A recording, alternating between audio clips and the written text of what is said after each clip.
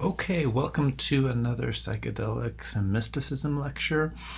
This lecture is just going to provide some more background detail. So, my last lecture was dealing with the idea of Soma, and particularly this book by R. Gordon Wasson and his colleagues, Persephone's Quest.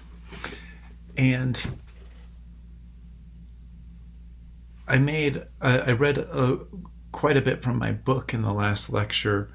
I just want to sort of give a little bit more fill in for ways to think about ancient India in this lecture, particularly because I find that students and people in the United States where I live don't have much of a sense of first of all, Asia in general, but also ancient India. And we tend to think automatically about the Vedas because they're such old texts of human culture and writing that we tend to locate that as sort of the beginnings or the origins. And that's been a problem, I think, that even Wasson deals with in his book. But sometimes Wasson is boldly claiming that Amanita muscaria is Soma at various instances, and then there are little passages where he alludes to Soma as sort of being even preceding Vedic culture, and so it's a little bit difficult to understand, just what his conception of Soma is, as he's claiming that it's mushrooms for sure. And maybe he's right or maybe he's not, but as I've said, there is considerable debate still today in 2022 as I make this lecture about what Soma is. So for those of you who are not familiar very much with ancient India, there are a couple of things to think about. One is that India, the continent, if we think about the continent of India itself, one thing we should think about is that it used to be part of Antarctica. And like, why does that matter? If we go to like a geographical lens here. Well, let me just pull up a map. I'm going to pull up maps here. I've got one of South America too, but let's go like this. Not South America, but ancient India here. And I'm just using Pinterest here, not a big, I'm not getting super detailed here with my academic maps, but I pulled up this map because it's got a little green highlight for the Indus Valley. There is an ancient civilization in Indus Valley that well precedes what we would call Vedic culture, the culture that produces the Vedas. And so this culture, to the extent that we know about it, is possibly Dravidian in terms of language groups. And I'll come back to that in a little bit here. But let me just step back and as I was saying, talk about this subcontinent of India here. And then there's Ceylon or Sri Lanka down there. What happens in ancient... there's a Great Courses Plus. I can't remember the scholar's name. I apologize right now. There's a Great Courses Plus lecture series on India that covers some of this geographic stuff in more detail. What happens is in the ancient, went back, really, really long time ago when there's really only a couple continents or one continent of land, and then they break up into the tectonic plates, right? That are underneath the major continents. A piece of Antarctica breaks off. Africa and South America split off from each other. And this piece of Antarctica goes and it slams up against the Asian continent. And from that slamming up against it, we get these mountain ranges, right? That, the Himalayas over here, and then the mountains that separate Pakistan over here. And so in between there is this Indus Valley. And this is going to be separate from just if you're in the West and you don't really think that much about the geography of India, the Ganges over here, right, which goes down into Bengal. So when we're thinking about ancient India, there's a civilization that happens to occur along the Indus Valley or the Indus River here in green. And that, as I said, precedes Vedic culture. So what happens is because of this continent has sort of slammed into the other continent, it makes these special weather patterns where part of the year the winds flow this way, kind of west to east, and they swirl up around here, and all these winds push up against the mountains, and they create all of this pressure. And then in another part of the year, that pressure depletes once the ocean temperatures change in their patterns through the year, and it pulls all of the air kind of out. And what this creates is like a really heavy rainy season, and then a dry season. For many months of the year, right? It will like be rainy every day, and then it gets very, very dry. And so over thousands and thousands of years, you get these river valleys that sort of like bore down into the ground, and then you also get like periods of very, very wet, followed by periods of very, very dry. Down in the subcontinent, it's a little bit different than that, but so you see these kinds of plains up here that have been created. And why I think that's important is that we can think about agriculture and this area in here that was the Indus Valley civilization. There was a time where the valley was quite a bit more lush, and we think, at least looking back historically, that the Indus Valley civilization, they build the most, arguably, maybe not the most, I don't know how you gauge these things, but definitely among the most advanced civilizations on the planet at the time. Lots of engineering feats that don't exist in the West exist in the Indus Valley civilization. And then the people tend to leave. We know that the people over time eventually left, and so now only archaeologists are kind of digging up the remains of these old cities, and they're finding all sorts of really advanced technology for the time period. So separate bathrooms in everyone's house, right? And so there was an attention to cleanliness in this culture. There was a lot of attention to hygiene going on. And what it seems like maybe happened was that, either through weather patterns or through over harvesting, or eventually cutting down too many trees or whatever, that it becomes harder and harder to sustain this civilization. And this is a pattern that we'll see in a lot of ancient civilizations. So eventually people leave, and I don't know if you want to say that the quote civilization dies, because I have some problems with the term civilization to begin with, because it connotes the kind of colonialism and Eurocentrism that I want to push against in a lot of my thinking and in my lectures. But definitely we know that people split off. And what happens is this culture, which we haven't figured out deciphered the writing yet, at least not to my knowledge as I'm making this lecture.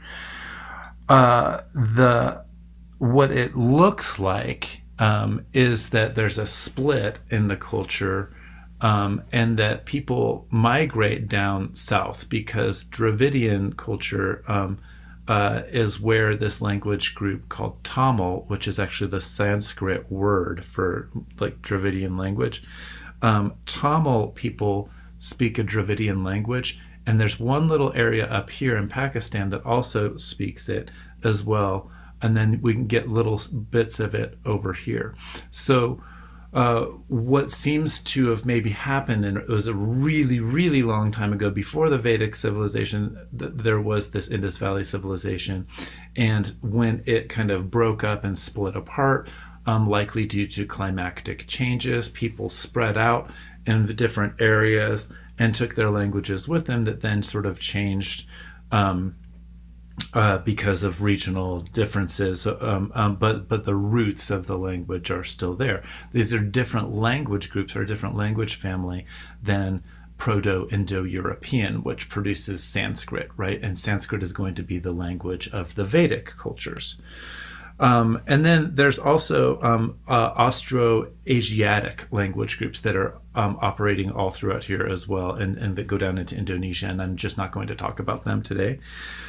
So what this becomes is later on a wide variety of different groups within India, and with groups that we might use the Western term indigenous, which of course we know is a word that comes from colonialism. The only reason why we have a concept like indigenous as a kind of catch-all category for all of these different nations and cultures is because the colonizers came in and they were so devastating to so many peoples that were all living in different areas of the world that they get condensed into one groups, and they've had to sort of band together against the colonial oppressor, and at times have embraced, as in the United Nations Declaration on the Rights of Indigenous Peoples, many indigenous groups have collectively claimed this. We're going to use this word indigenous. We know that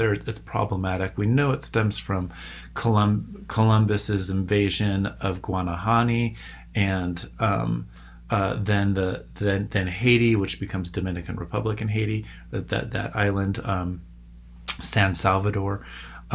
So he's renaming islands in the Caribbean according to his Christian religion, and he thinks he's reached India, and he calls these people Indians. We know that's the indigenous people know this is a problem word, but as a concept, even though it's a buffer concept or a kind of catch-all term for the politics of recognition, it becomes necessary. In India, similar political initiatives have started that are comparative to the way we use indigenous in the West. And this would be called the Adavasi people, or the indigenous people. Sometimes people call it the tribes of India. And this is a movement that develops in the 1930s, right? And so we want to think about that as a recent movement. But of course, the peoples have been living there, for countless generations. So just as we think about indigenous people on Turtle Island, where I live, or North America, as the colonizers call it. So Tamil, as I said, the language of Tamil, and we see that Tamil land is down here, even in ancient India. We see that this map already takes into account the splitting up of this civilization, and that the Tamil people have come in here, that there are these Austro-Asiatic languages over here as we go into the Thailand and the other peninsula over here. And there are various different groups that over thousands of years develop kind of localized ways of living. So sometimes they're called forest people, and they do slash and burn types of agriculture that have become contested throughout preservation efforts and national parks and things like that in the current world. So we get south, central, and central north versions of Dravidian peoples, and they don't all call themselves Dravidian, right? Just like not all indigenous people will say like that they're just indigenous. They might use a localized term for themselves, like here, like closer to where I live, Lakota people, right? Who migrated through up into and used the mountains where I live in by Denver, and crossed paths with Arapaho and Cheyenne people here as well, where I live. So we want to be careful with the terms indigenous and the terms Adavasi. The Dravidian is the linguistic term. So there are also at this time, the same time as the Indus civilization, there are Afro-Asiatic or Semitic language groups over here, which are not, over um, west of Iran and Pakistan. And so then we get Babylonian culture, and the Sumerian culture, and when that becomes isolated, there are the language there is Akkadian. And so those are Semitic language groups, different than Dravidian language groups. So we know that these are distinct peoples, and that those are distinct languages or language families from Proto-Indo-European. That becomes really important, because what we see with the Vedic culture that comes in, who are Proto-Indo-Europeans, they are coming from up in here, and they start invading, coming down in the valley here, and spreading out eventually throughout the kind of upper half of the Indian, the subcontinent here. And it's the subcontinent is because it's coming up from the south from Antarctica and crashing into Asia. So we might experience it as part of one continent, but the Himalayas are so high because they're still growing because of the impact of that underneath tectonic plate. So it is the Vedic culture that comes from up here in Asia, up to the north, and comes down. And we do have this kind of split group of the Dravidian cultures that stay in the mountains over in what becomes Pakistan today. And then the other folks that go down into the south, and so Tamil culture today, as we would call it. So the Vedic culture are the ones who bring the Soma sacrifice. And so to come back to this class, it's about mysticism and psychedelics, and we've been dealing with the claims that R. Gordon Wasson and his colleagues have made. One of the other things that occurs as this Vedic culture comes into the Indus Valley and then into Upper India, this is a very invasive culture, right? And they bring with them this, not only the Soma sacrifice, but a kind of elitism that says that we are these people that participate in the Soma ceremony and the Soma sacrifice, and we get what will become caste culture later on from the introduction of these Proto-Indo-European people into ancient India. R. Gordon Wasson and his colleagues want to, and I find this a problem in their work, want to immediately take the dramatic situation that's happening in the Soma ceremony and the Vedas, and they want to apply it and say that it's the same thing that's going on over in the what we now call the Americas. I find this highly problematic, and the reason why, if I pull up just another brief map over here, so there, I'm not going to get into debates about migration patterns and the land bridge and the ice age for the peoples of these continents.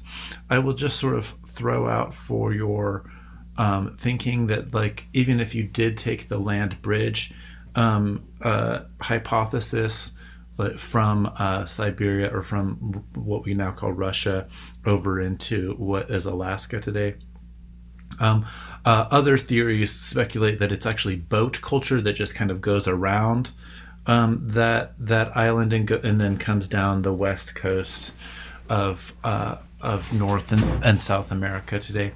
Other people have speculated that it comes from the civilizations arrive here from Polynesian cultures. Native cultures who live here will say they come from neither. So there are different perspectives on this. But one thing to just sort of think about is that the biggest and so-called civilizations, these big pyramids, these big cities, show up along the coast of South America very, very early on, along the west coast. So what becomes later on something like Incan civilization, like up here in what is now Peru, um, uh, and the Kipu culture, these knots. There's a kind of writing system that hasn't been completely deciphered yet, and you can. There's a Harvard Kipu project that's still ongoing. The pre-Incan cultures that live and set up these pyramids that are being found all the time and excavated and in line with all sorts of star alignments uh, are showing up about 7,800 years ago. So 7,800 years ago, if we lop off the last 2,000 years, those civilizations are building things like pyramids along the coast here well before the Vedic culture is sort of uh, moving into India, or at least simultaneously, right? Because these things happen over a broad period of time. The earliest known stuff over on the west coast of South America dates back more than to 15,000 years ago. So what I want to do is to problematize people like Wasson who want to claim that there was this substance that was the universal substance called Soma that all of the ancient world used. Or, and it's unclear in his own writing, sometimes he's just using Soma as the metaphorical thing. And it is very clear that ancient cultures and that humans have dealt with psychoactive substances since time immemorial. So my claim is not to say that people didn't use psychoactive substances. My problem with Wasson and people like him is their universalizing tendency for whatever their imagination is of this concept of Soma. And then the way that makes it into a history of religions perspective that then gets put onto this linear timeline and gets embraced by people who think about shamanism as being the original religion, and that we need to get back to some kind of shamanism. That is all still part of what I will call a Euro-Christian fantasy structure. And it's part of my anti-colonial perspective in this class that wants to push back against that. That tendency and the way that the reason why I have that is because I understand as a religious studies scholar that things like Buddhism, that things like Hinduism, as I said in my last lecture, don't tend to exist in these large collective forms until the colonizers from Europe come and they name this religion called Hinduism based on the Indus Valley, right? But it's not something that's practiced locally. The local practices might have some shared similarities, but there's plenty of differences. And so we can't incorporate it all into this kind of capital R5 major religions of the world perspective that was so popular during the 20th century and that influenced people like Houston Smith, who then influenced the emergent people studying psychedelics. Same thing with shamanism and Mircea Eliade, who was definitely part of that mid 20th century generation. They worked with a phenomenology of religion perspective that saw religion as a particular kind of numinous or special kind of experience as well. And we see this in popular culture today, even in psychedelic studies on mysticism in scientific labs.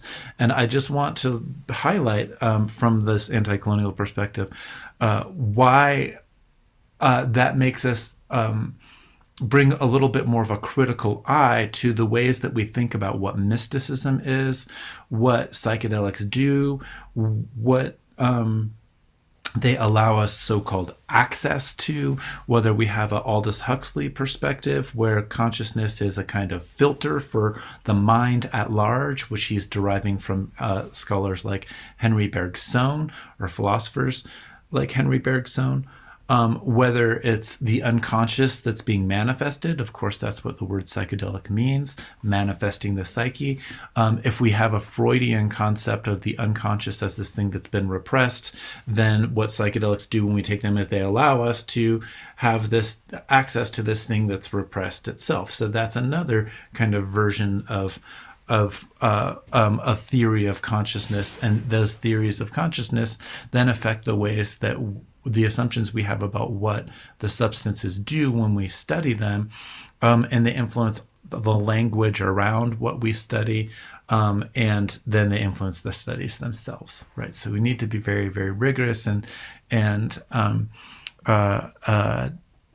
know very well that on the street or out in regular talk, there's so much miraculousness around psychedelics. There's so much of an impulse to see them as being beneficial, as being healing, and all these things. And that kind of impulse towards the miraculous is part of the colonialist impulse going all the way back to people like Columbus. There's a really great book by Stephen Greenblatt called Marvelous Possessions that is very much about this.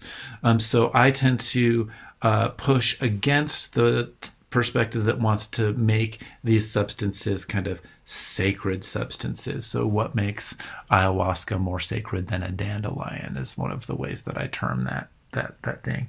Or the trees that produce things like quinine or rubber, for example, or coca leaves. Why do we want to venerate? What is the impulse in us to want to venerate certain plants and substances, and to label it with this very Euro-Christian term sacred, which means set apart or set aside, as opposed to a whole myriad of other plants and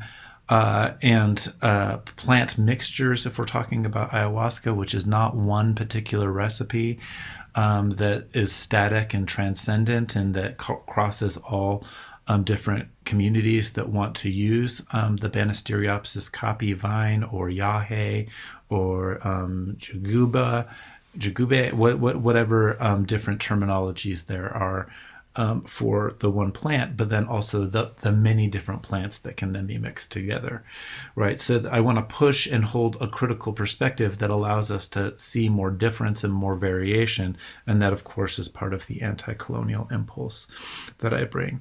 So Wasson, to go back to Wasson really quickly and his colleagues, Wasson jumps immediately up into like Mayan culture over and over again and makes claims.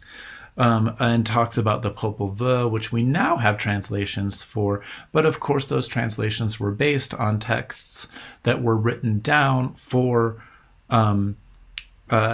Christian missionaries and monks. And the reason why those missionaries wanted to have a written down version of the Popol Vuh was so that then they could identify and eradicate indigenous practices. So we are implicated in these texts that we have, which first of all come from a culture that didn't privilege the text as the knowledge source to begin with.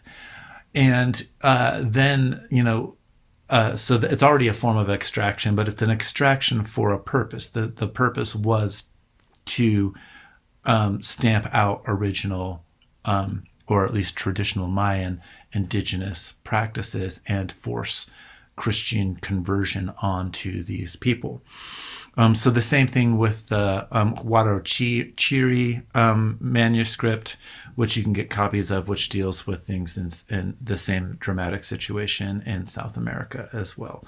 So again, I want to push against this kind of attention to language that says that we can just get something even in a translation from Popol Vuh, and then we can start universalizing and talk and plotting a map of human development of religion in this kind of very Euro-Christian linear sort of pathway, and then we can make claims about what ancient cultures did, and then say we can take psychedelics or other psychoactive substances and then get back to that earlier kind of human existence that may be indeed be more free of the constraints of civilization that we have today, but it is an escapist impulse for us today to say that we can just sort of recreate those impulses. And it's also problematic just to throw all ancient cultures of the world into some primordial human species soup. So I want to, my own scholarly perspective wants to see more difference. So when we look at Mayan culture as well, we're looking at like, close to 8,000 years ago, you're seeing these figures that start showing up in architecture and on buildings and stuff, and they are the figures that are in the Popol Vuh. The Mayan culture developed their own system of writing simultaneously, half a world away from the Semitic cultures that are developing writing as we know it, and then the Indo-European cultures that then produce Sanskrit and Pali as well. So, and then this is to say nothing about quipus and how we might think about these ropes as writing practices, right? So it has to do with our concepts of what writing is. And as a rhetorical theorist, that's my first PhD was in rhetorical theory. I have a very capacious or wide open sense of what it means to write. After all, I'm talking to you right now on a screen, but it's made up of writing. It's made up of ones and zeros, right? It's made up of the things, the kinds of writing that allow our technology and the web to work. But we don't often think about that in a daily basis in the same way that we think about linear alphabetic writing, which starts, if you're writing in English, up in the left-hand corner and goes to the right, and then we follow down this way. Even Hebrew culture, right? Like even if you read Hebrew, it goes from right to left.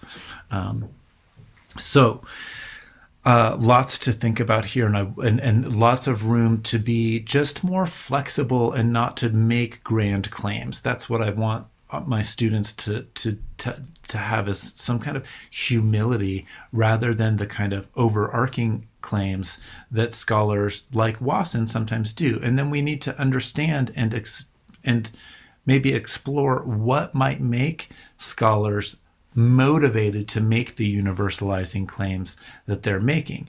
Is it because of the war on drugs, for example, that has habituated us in mainstream culture to face a mainstream culture that has demonized psychoactive substances? And that may very much be the case, but the fact that so many psychedelic studies scholars have to advocate for psychoactive substances in order to be able to use them or to even study them means that that's part of the motivation every time that they sit down to write or spread information, whether it's in a scholarly journal or on Gaia TV. So we need to understand rhetorical motivations, and especially that tendency to universalize experience.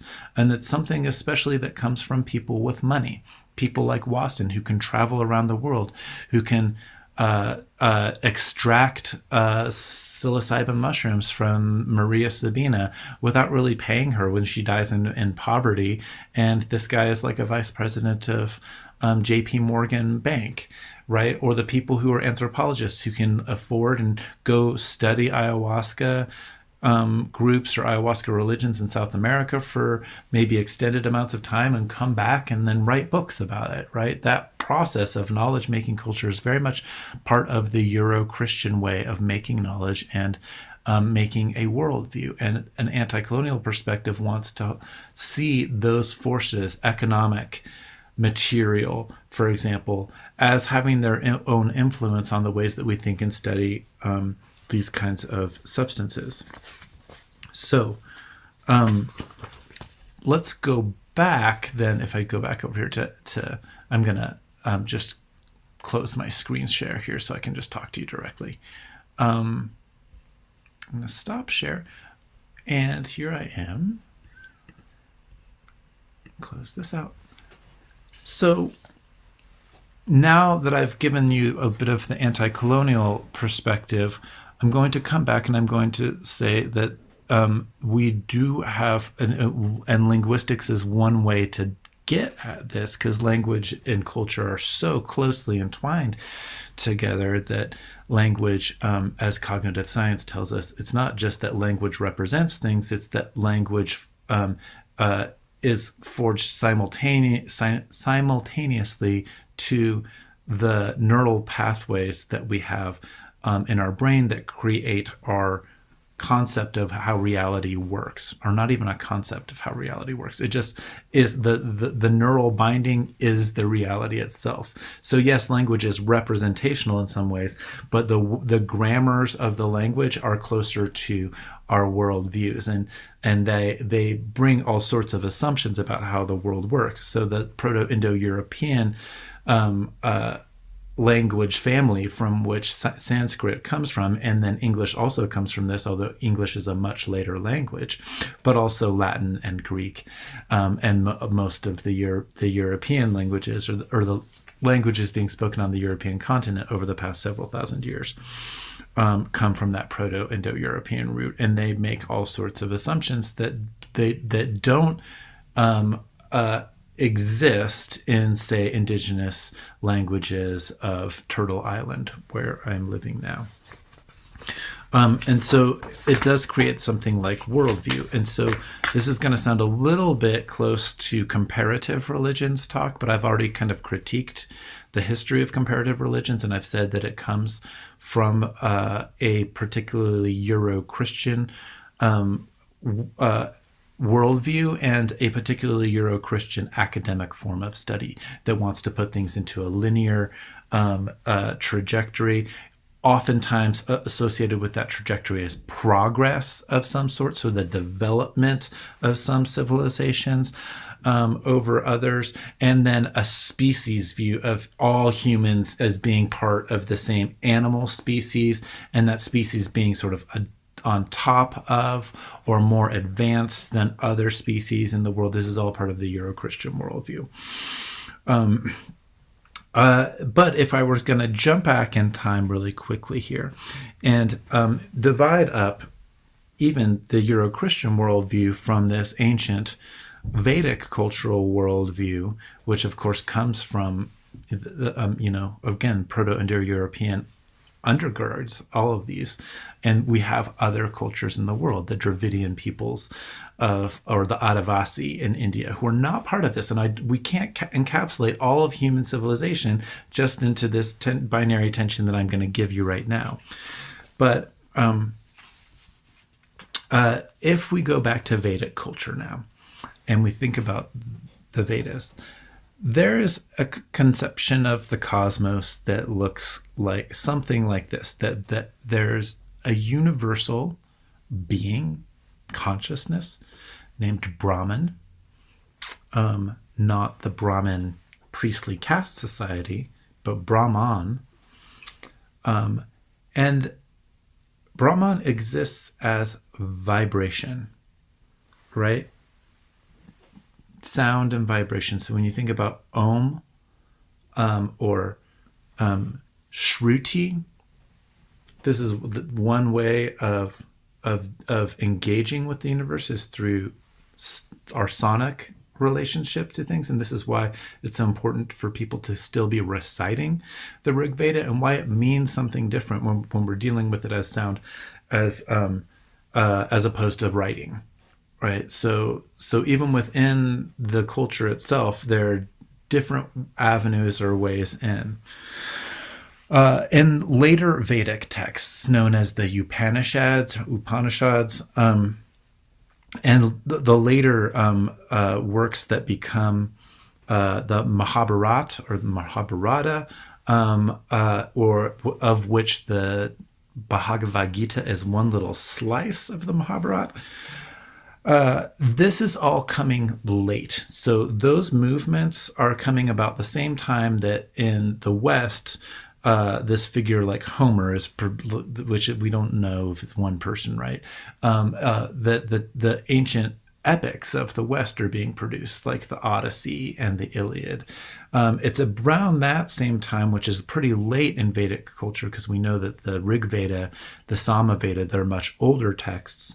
They have been in practice for well 1,000 years at this point. But we get a philosophical movement in about 1,000 BC or so, if we're using BCE, sorry. If we're using that kind of Western Euro-Christian, again, like even when we use BCE versus before Christ, we say before the Common Era, or at a current era, or as opposed to AD, it still has adopted the Euro-Christian calendar, right? And that calendar, our conceptions of time, are going to completely affect our orientation towards the world and our assumptions about reality and how it works. And we need to be just cognizant of the fact that, like, for many other people in the world, that is just not the way time and reality works. What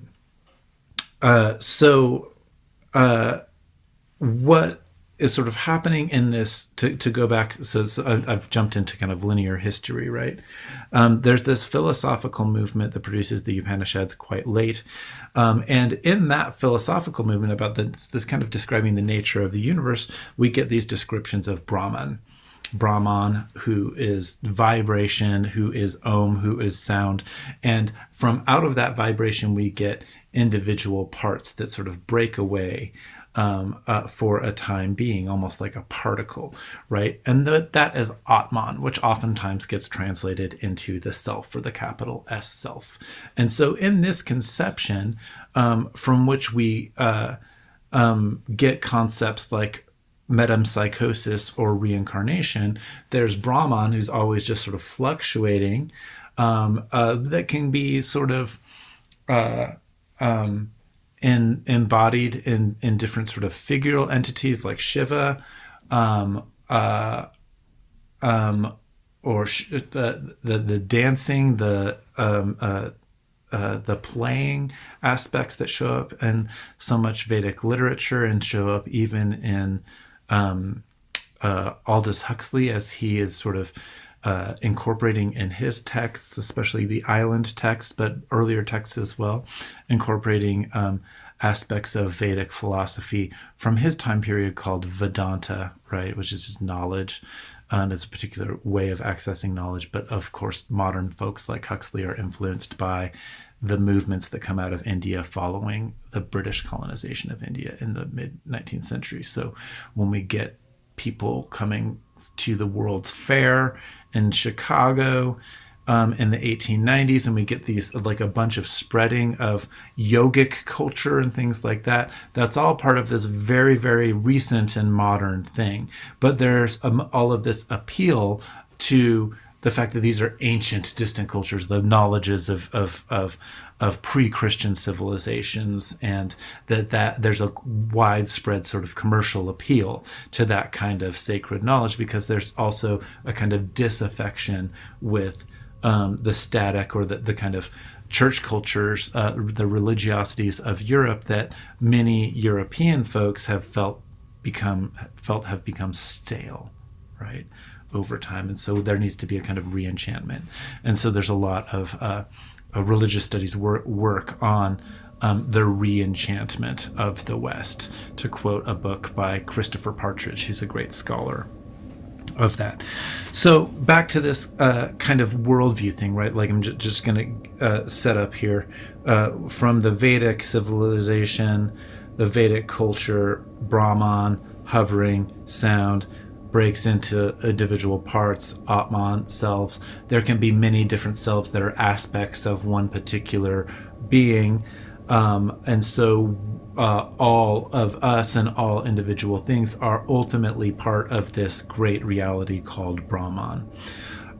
In the Bhagavad Gita, for example, which is a very famous text, we get this little sliver of a philosophical dialogue going on between Arjuna and Krishna, who is also like one of his cousins, but he's also his chariot driver. So there are multiple aspects of being that one particular entity can have. And when we think about Soma, just think about Soma, like, to claim that it's just one mushroom from a culture that already does this kind of like different aspects of something all the time. So there's a question about war, right? That's one of the classic questions throughout written human culture anyway. Is this question of like, why do we do anything at all, right? The existential question: why do anything if existence is futile?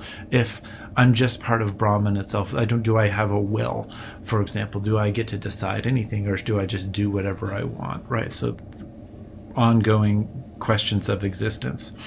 What comes out of that is Shiva directing Arjuna that you do go into battle, even though it's against family members, even though lots of people are going to die, there's going to be destruction, all this sort of stuff, because it is fulfilling this concept of dharma, which can translate as action, but also etymologically, or the word history of it, is something like custom. That term dharma shows up in various different languages, right? Because Indo-European, Proto-Indo-European, is the foundational language for so many. So in Prakrit language, it means to hold firm or to support. That's what dharma does. In Iranian, the word dara comes from this, or Persian. Holding comes from this. Now we know that that within Vedic culture in India, we know that within that culture itself, there was a split in that culture, and some of the groups went into Iran or into Persia, so ancient Persian cultures. And this is where Zoroastrianism and eventually Mithraism will come from. And those people who broke away from Vedic culture called the other people that they split away from demons. And the people who went the other way called the other people demons. So in the cosmologies and the demonologies of these people, of these groups, what they're getting is actually real tensions that existed historically between different groups as well, which is totally fascinating to think about. Over in Greek culture, in Greek language, the root for dharma gives us the term throne. Who sits on a throne? It's the king or queen or royalty, or so throne or seat. In Latin, our word firm comes from dharma. And so even when we think about what become, Euro-Christian concepts or translations of Hebrew texts, which of course is a different religion, different language group, when we get that, we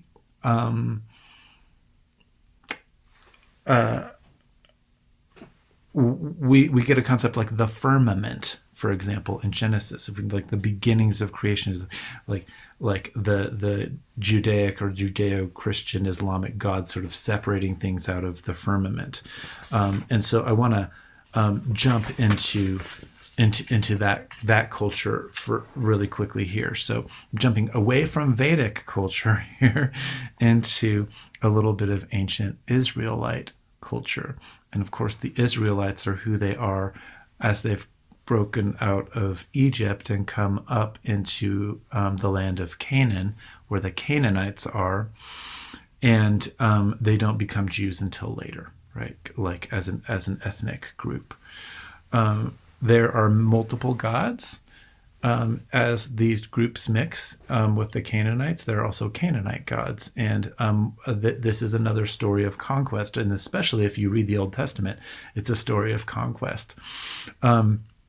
There is, as with any kind of conquest, there's also mixing going on, right? And embracing of various different entities and cultures. And so if you ever take a class on Genesis or the Old Testament, you will learn that there are scholars divide up different narratives into the Yahwist and the priestly groups, or the Elohist narratives that are all woven together to make the text of Genesis. And if you ever read like the ancient Sumerian texts or Gilgamesh, you know that the flood stories sort of appear there, and that they get woven into the Israelite and Judaic texts. So it's getting more closer to a concept of Judaism when we get the texts being written down. Again, between like that kind of like 7th or 8th century BCE, before Common Era, we start getting eventually what becomes the so-called scriptures. Of course, there's no concept of scripture in the ancient world because they just don't have it. They don't treat text that way. Again, really important not to like impose our own thinking and our own history and our own Euro-Christian sense of the world back onto ancient cultures.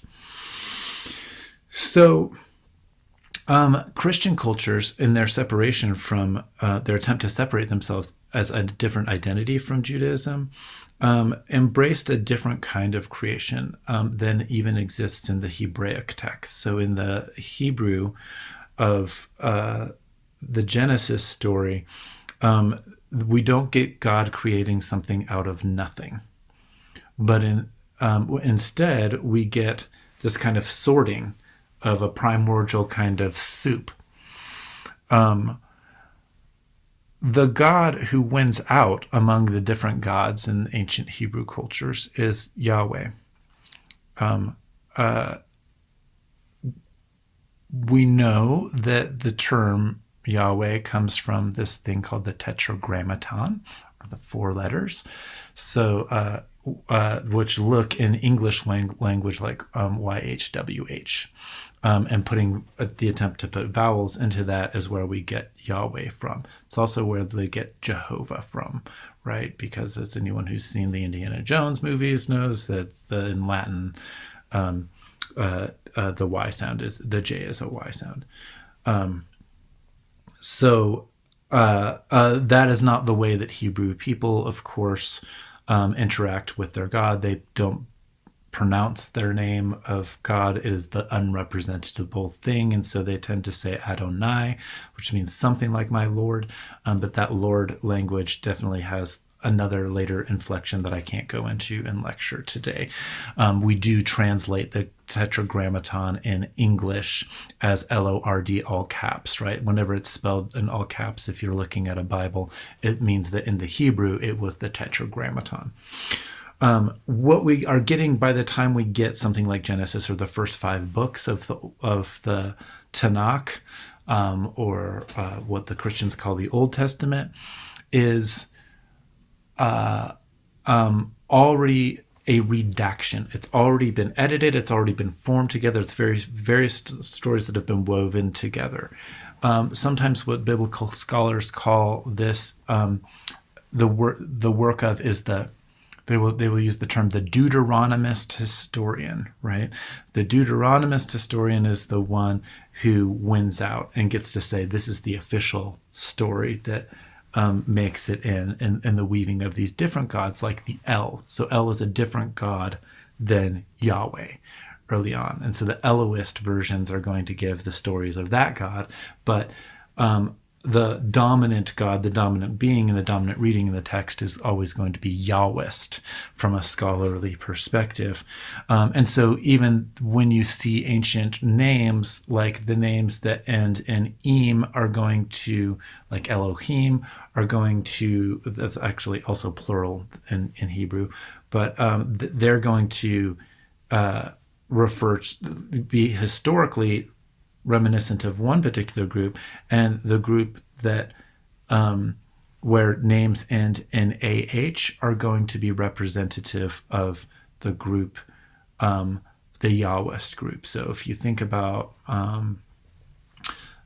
figures like Sarai, who becomes Sarah in ancient stories and biblical stories, what has gone on there is that she's become part of the Yahwist group, for example.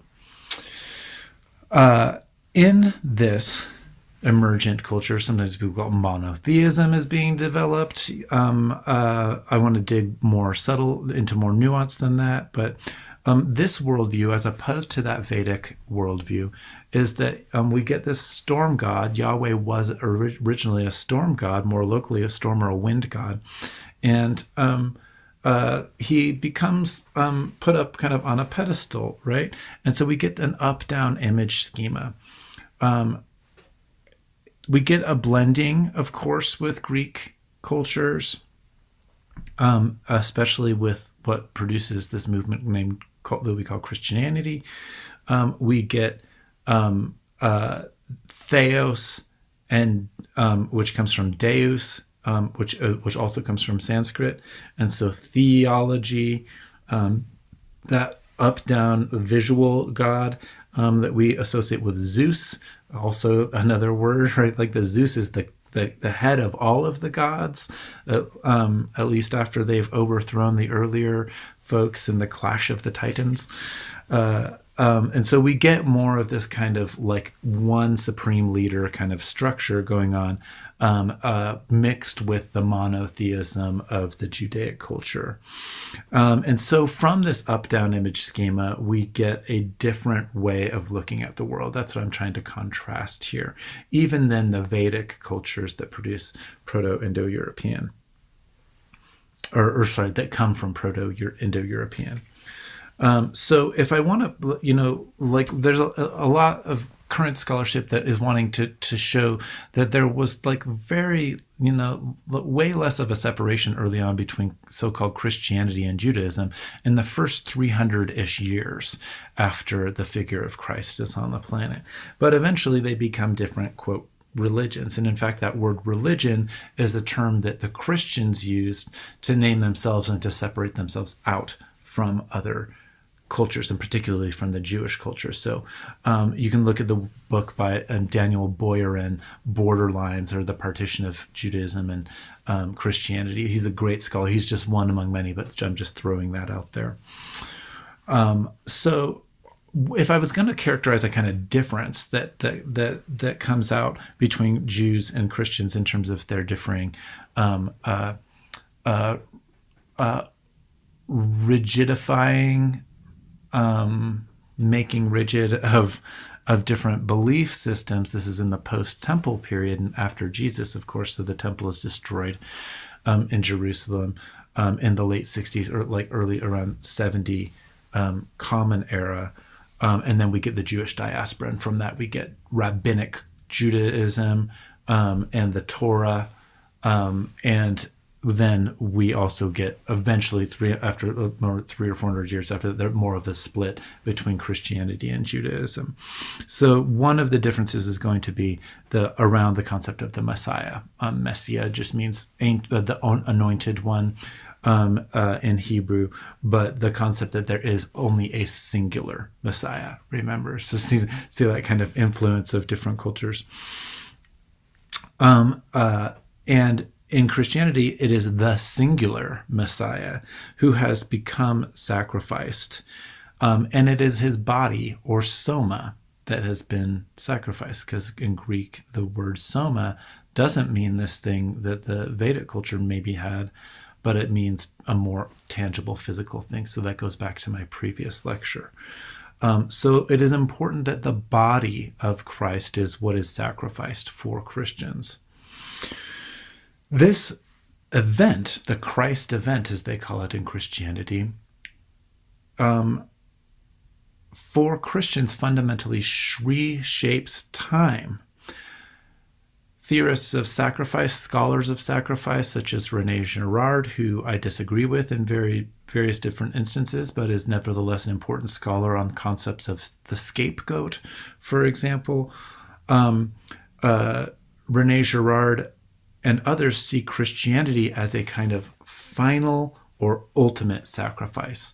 So Girard has opinions that say Islam, for example, gets it wrong. This is one of the disagreements that I have personally with a thinker like René Girard, because the figure of the prophet in Islam gets a revelation from the divine after the Christian revelation, right? And so these kind of conservative Christian folks, and I will characterize René Girard that way for this right now, and conservative politically. So he was working for the Hoover Institution, which is a Republican think tank at Stanford University, or a conservative think tank anyway.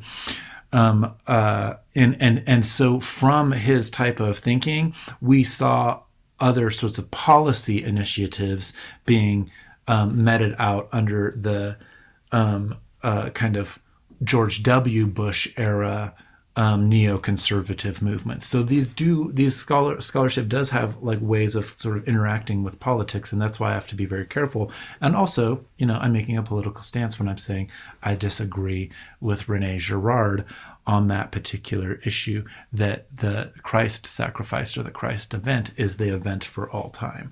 That really it fundamentally restructures time itself, and that we have our calendar today to account for that. And so in that sense, if we're using our normal dating calendar that was developed from the Julian calendar, right, from ancient Rome, but then becomes the Gregorian calendar. So if we're using that today, we're showing our influences not just from Rome, but from Roman Christianity. And that imposes this thing that I would call a Euro-Christian worldview. It's a way of looking at the world. It's a way of accounting for time. It has nothing to do with belief in Jesus or God or that kind of religion, because that's a later idea that comes after the Protestant Reformation. Nevertheless, Euro-Christian, all one word, lowercase, worldview erupts in this moment of the past 2,000 years, but particularly that moment where Rome adopts Christianity as the religion of empire. And that differently orients so many people's lives and develops colonialism in the modern sense. So it's not, there's no claim, I'm not making the claim that there wasn't colonization in ancient cultures. In fact, the Vedic culture colonized India, right? They were already colonizers, as my Tamil friends will say. But the Euro-Christian moment is the thing that I study that I feel like structures very much of the contemporary world dramas that we see today. So this kind of temporality I will call Messianic time. And I will distinguish it differently even than the Jewish conception of Messianic time, which doesn't tend to be as that linear and forward-looking. So there's something that the Christ event happens that introduces, that also introduces the idea that this was not only the one Messiah, but the Messiah is going to come back for us someday. So this idea of the parousia, the second coming, that Christians are waiting for, even after Christ himself dies and comes back for the Christians in their own moment of living, the people who actually followed Jesus of Nazareth, or however you want to call the prophet. I'll just call him Jesus of Nazareth for now.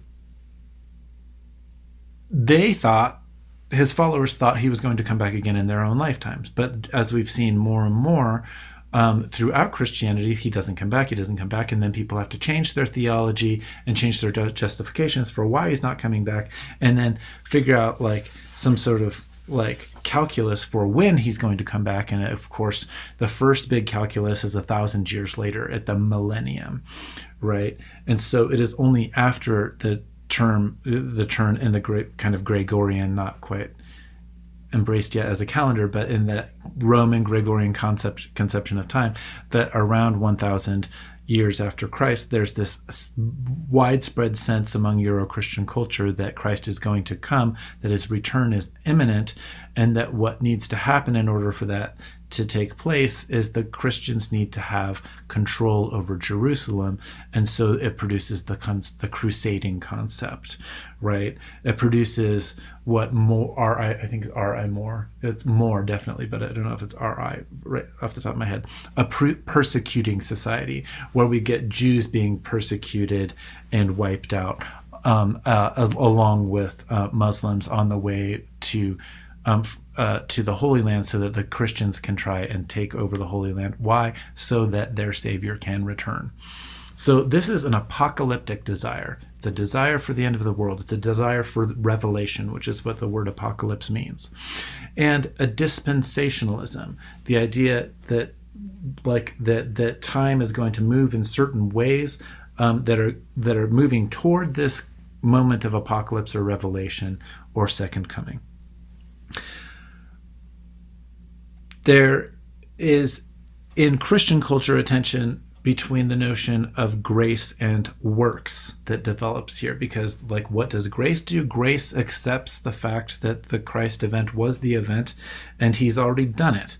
But then time keeps going and time keeps going, and people have to wonder, am I saved? How do I prove that I'm saved? Am I going to go to heaven? All of these sorts of things. And then so this dialogue between grace and works shows up.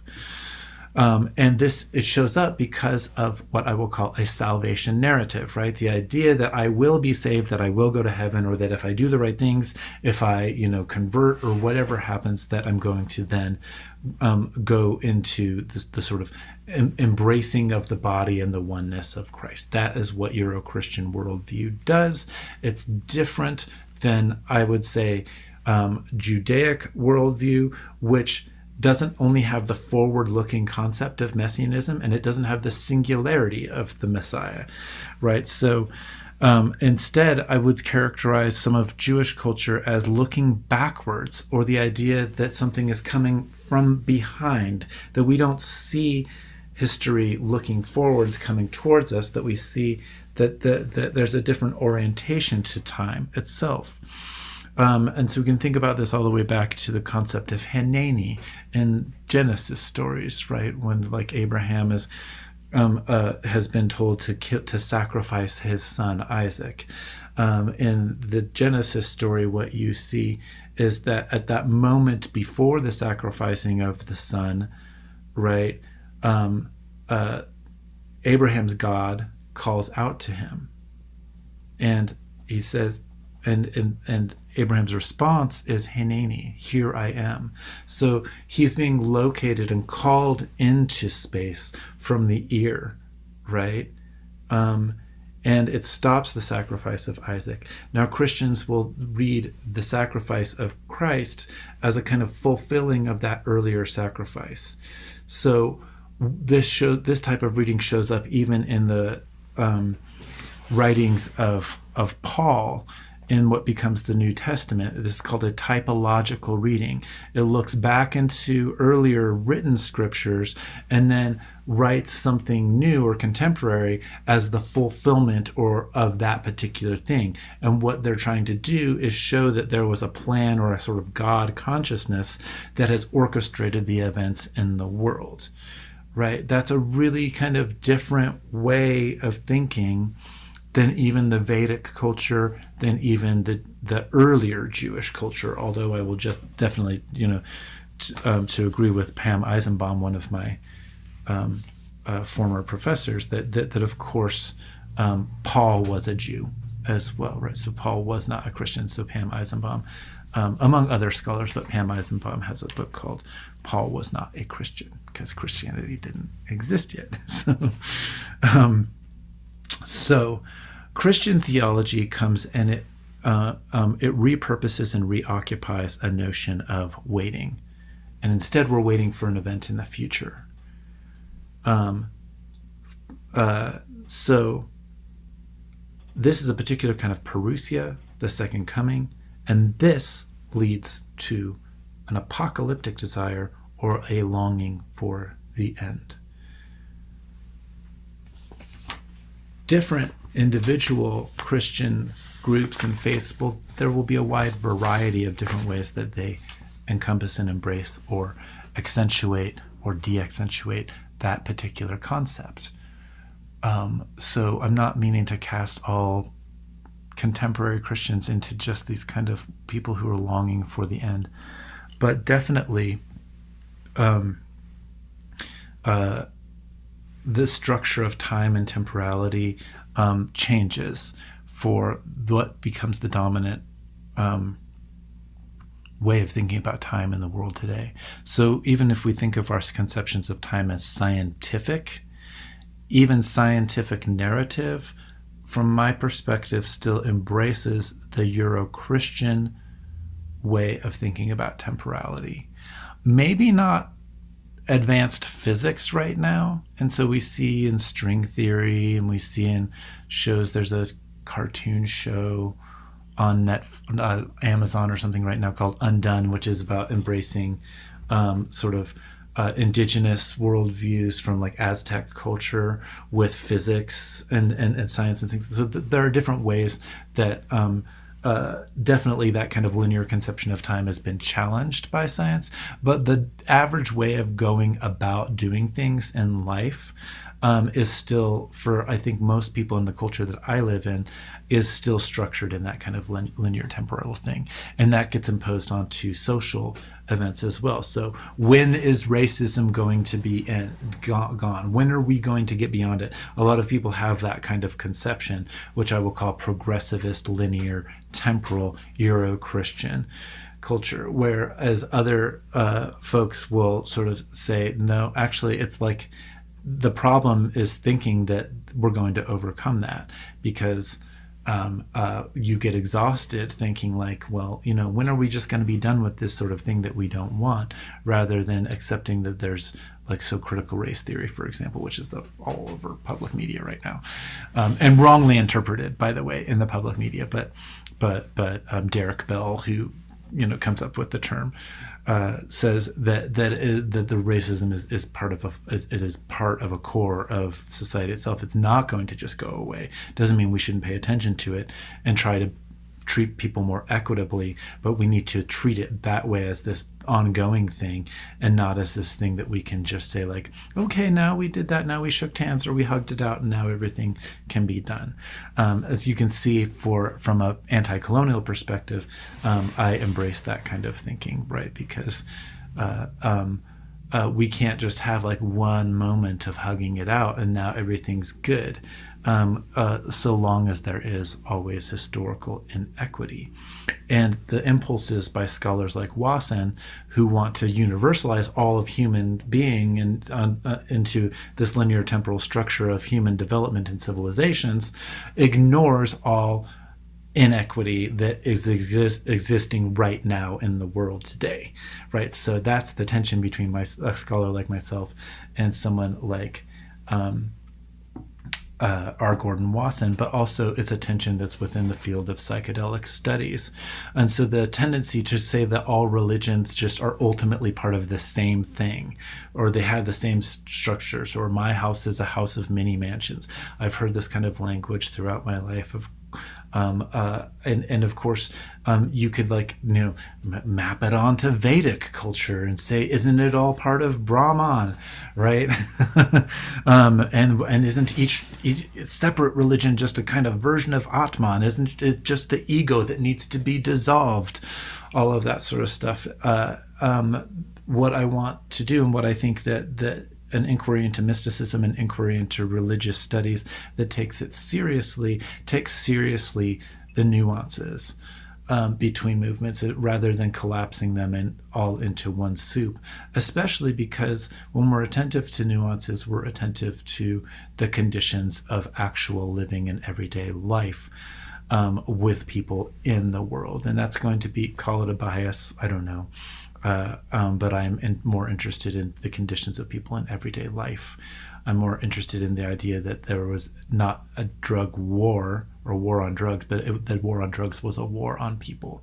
And it was a war imposed by mostly white people onto people of color. It was a war imposed by mostly Christian people onto people who weren't, as part of this conversion process, a process of extraction of resources to promote the perpetuity of one particular kind of notion of civilization that has been devastating to so many civilizations in the world. I'm going to end this lecture here, and we'll pick up again with the next one, coming back to more psychedelics and psychoactive stuff in particular. Thanks for your attention.